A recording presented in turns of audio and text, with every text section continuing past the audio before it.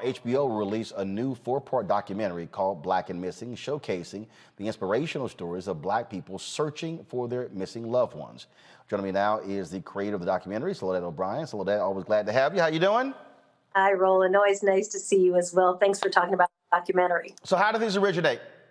A couple of years ago, 3 years ago now, actually, one of our development producers was really interested in two women who I think you know, Derica Wilson and Natalie Wilson, their Yep. sisters. Black Girls Rock actually featured them, gave them an award one year for the work that they're doing with their Black and Missing Foundation. And we were convinced that they would be a great doc if we could embed with them and really follow what they do, which meant a little bit of convincing because, as you well know, doing what we call a follow doc means that you have to commit to having someone follow you around with a camera all day for many days. So after shooting for about a year and a half and kind of getting it all together, we pitched a multi-part doc series to HBO, and it has its debut tomorrow, and then second part airs on Wednesday. Well, absolutely. I've had them on the show, my TV One show, and this one many, many times, and certainly appreciate the work that they are doing. And the reality is that that in this country, if you're a white woman who comes up missing, all of a sudden it's going to be massive coverage, because what do we have? We got white male executives who are running these newsrooms, who are the executives, and that's what they consider to be, ratings gold, a missing white woman. Black folks come up missing, it literally takes protest and pressure for them to cover it. And hell, that's 3-4 weeks later, and you've missed those critical 48, 72 hours. Yeah, I didn't realize before we started doing the doc that it was Gwen Ifill, who you know, who passed away now quite a while ago, but was a journalist and a colleague, who coined the missing white woman syndrome. And that syndrome is almost the flurry of activity that happens both within a newsroom and outside of a newsroom when an attractive white woman is missing. And listen, I think when someone is missing, we should throw resources at making sure that they're getting coverage. But I believe it should be for everyone and not correlated to people that news executives or news producers identify with or find attractive only, or think that only their stories matter. And of course, that was a panel that took place, I believe, at an NABJ convention. Here's that actual clip. Woman, we're going to cover. I call it the missing white woman syndrome. If there's a missing white woman, we're going to cover that every day. It's true. So I think we need to keep our full. I call it the missing white woman syndrome. Of course, all the black journalists, we understood that because, frankly, we worked in these newsrooms, and we've seen how the marshaling of resources, and it's wall to wall, and you're sitting there going, really? I've never seen it for a black person. Yeah. Yeah. And it's, and you really don't even see a lot for people of color generally, right? And it's certainly not the chaotic, the degree to which you say wall to wall. It literally is sometimes all day coverage of somebody who's missing. We've all seen that. And so, yeah, I think it is really unfortunate that what ends up happening, because TV news is a zero-sum game, you leave people out of that. And I'm always surprised, maybe I'm not surprised, that news organizations don't sort of ask themselves, why do we do that? I mean, in the middle of our documentary, in the second part, Neil Shapiro, who at the time, we run a clip of, at the time he's asked about it as a news division president for NBC News, and he says race is not a factor in how these stories are covered. Bullshit. But that's so bullshit. I mean, it is so simple to go, here is the wall of missing white women that, again, can fill numerous walls, and I don't see even a picture frame of a missing black woman. I mean, it simply is not there. I mean, so it's like, oh no. So what is it? How is all these white women, but no black women? But no, it's not race. Yeah, and to me, someone who's a news division president, that's what he was at the time of that interview, saying that, it makes you realize, well, then you have a tremendous blind spot, because obviously the data doesn't agree with you, and almost everybody would say, no, race does play a role. You might want to debate what kind of a role, but race does play a role. And so then what other things are you missing? I mean, you're the president of the news division, right? And what else are you missing if this thing is something you don't see? We really wanted to tell the story of, and very compelling stories of missing people, missing women whose stories, either somebody had to fight and protest to get coverage, or to really think about, why were these stories just ignored in the first place? The women from Black and Missing, and since I know you've talked to them, then you know this, would say, listen, number one, law enforcement often is just less interested, or they're not very, they'll call someone a runaway, or they frame them in a certain way that doesn't necessarily inspire a community to care about them. Oh, look, we covered the young Black kid who came up missing in Louisiana, and the cops said, oh, he might have just, visited a friend's house, went to a football game. And then, of course, we later find out he was found disfigured, murdered.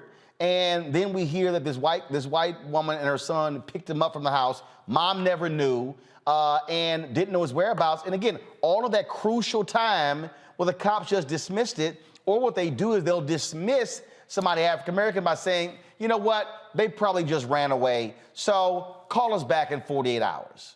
Yeah, exactly. And I think when you frame something as a runaway, the women from Black and Missing would say that word should be struck, like it shouldn't matter, because that's what it does. It slows down the investigation. But you need, the media to care, and the media has to examine its own bias. You need law enforcement to care, and then and not think of these grieving families as a pain in the ass, basically, who you're just trying to, get out of your office. And then you need the community to care as well.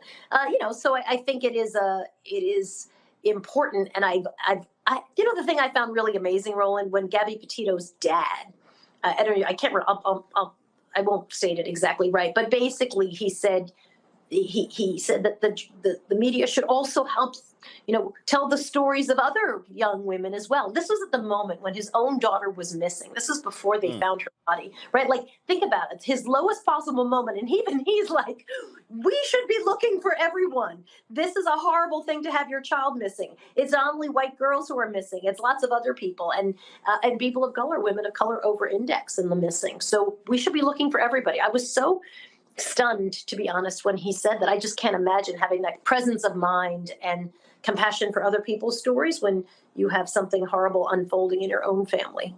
Well, one of the things that when you talk about how you have these media figures who go from place to place, I go to my computer, Neil Shapiro, I remember talking to him. He's now at WNET in New York, and is a major force in public broadcasting. So again, the problem that we have is that they go from place to place. And so they hop from NBC to PBS to ABC to CBS to all these different networks. And it is consistent. It is largely white men. And then even in places where you have white women involved. But here's the other thing, Soledad, that we also know: when you have Black journalists who have, frankly, been raised and taught in white mainstream newsrooms, they fall into the exact same trap. The woman who was just missing, the story that I forgot even her name, but it just blew up, and they had crews in 5 states, and it was all of this sort of stuff, and it was just constant, day after day after day, and that was just unbelievable. And again, it was, her fiance, or they had just gotten married. I can't remember even just the details, because it was just so much. And all this attention on her case. And what was crazy, when they were looking for her, I believe one of the stories, they found like 3 or 4 other bodies that had been missing. It was 8 other people. Yeah, someone's number. Yeah, no, it's utterly, brutally unfair. And I don't understand why journalists, when you miss the ball that frequently, don't say, why? Why is this? Why do we just not find these women attractive? Is it like do we just not care about this community? Do we just not have any reporters who can fill us in? Like, what is our blind spot? Because I just don't understand how they don't want to examine their own blind spot, to be honest. Yep. Documentary, is it airing at successive nights, or so how's it airing? Tuesday and Wednesday on HBO, and then HBO Max. So tomorrow and Wednesday. All right. Soledad O'Brien, always good to see you. Keep up the great Likewise. work. Thanks a lot. Thank you. All right, folks, back to our Roland Martin unfiltered video in just one moment. Oh, that spin class was brutal. Well, you can try using the Buick's massaging seat. Ooh, yeah, that's nice. Can I use Apple CarPlay to put some music on? Sure, it's wireless. Pick something we all like. Okay, hold on. What's your Buick's Wi-Fi password? Buick Envision 2021. Oh, you should pick something stronger. That's really predictable. That's a really tight spot. Don't worry, I used to hate parallel parking. Me too. Hey. Really outdid yourself. Yes, we did. The all-new Buick Envision, an SUV built around you, all of you.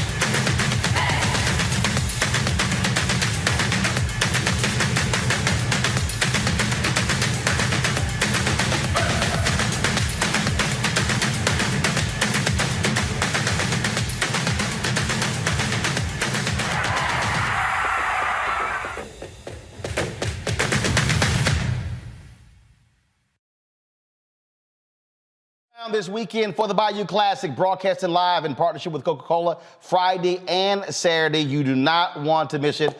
So Black Star Network will be on the scene. That's right, covering the Coaches Luncheon on Friday. We'll be broadcasting Friday night. Then, of course, we'll be broadcasting from the Fan Zone. There's a parade Saturday morning, broadcasting that. Plus from the Fan Zone, in addition, we'll be broadcasting the halftime. That's right, y'all. Don't worry about the rest of these folk. Don't worry about it. NBC doesn't show it. We'll be showing you the halftime show right here on the Black Star Network.